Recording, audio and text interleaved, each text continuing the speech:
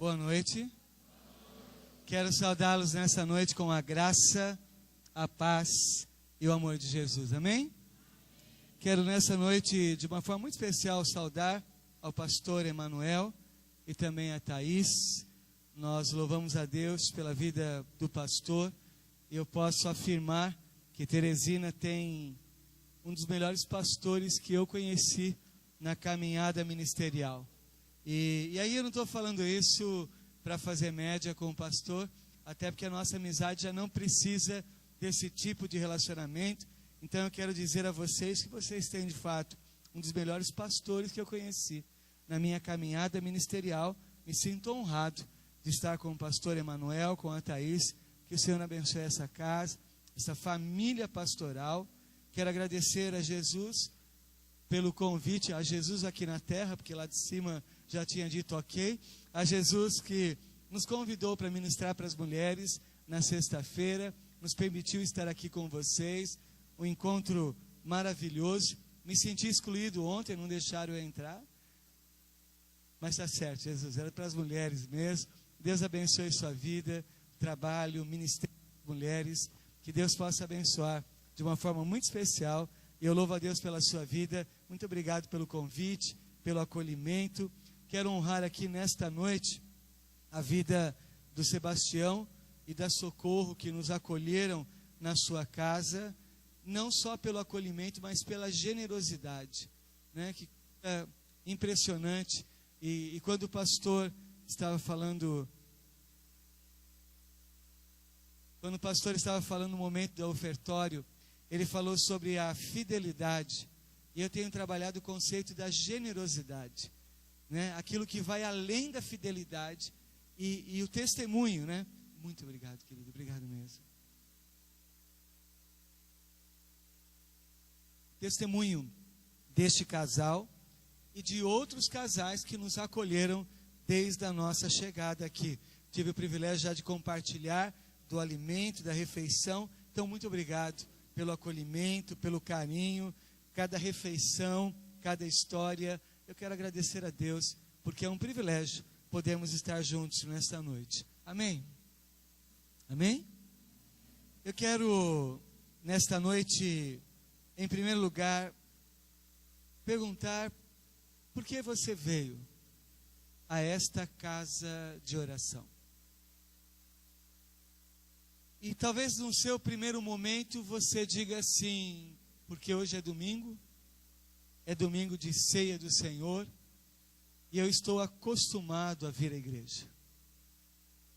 Ou porque o pastor Emanuel pediu para que eu estivesse aqui nesta noite. Ou, é Jeane? Ou a Jeane me convidou e disse, vai lá, que hoje vai ser uma bênção. Você acredita que hoje vai ser uma bênção? Então vou te dizer assim, você tem dúvida que já está sendo uma bênção? Cada ministração de louvor, cada ministração de coreografia, ver as crianças aqui no altar, Deus já está falando com a gente. E quero dizer a você nesta noite, você não veio me ouvir aqui. Eu quero que você possa ouvir a voz de Deus. A razão de nós estarmos aqui é a presença do nosso Senhor Jesus. É Ele que nos trouxe aqui. Ele que nos atraiu com as suas cordas de amor. É Ele que nos trouxe aqui nesta noite por uma razão muito especial. Então nós não viemos aqui porque estamos na escala do louvor. E hoje pela manhã ainda perguntava ao Mateus, ele disse, não, agora a gente não está mais usando a escala ou uma equipe, a gente tem vindo, é uma questão de comprometimento.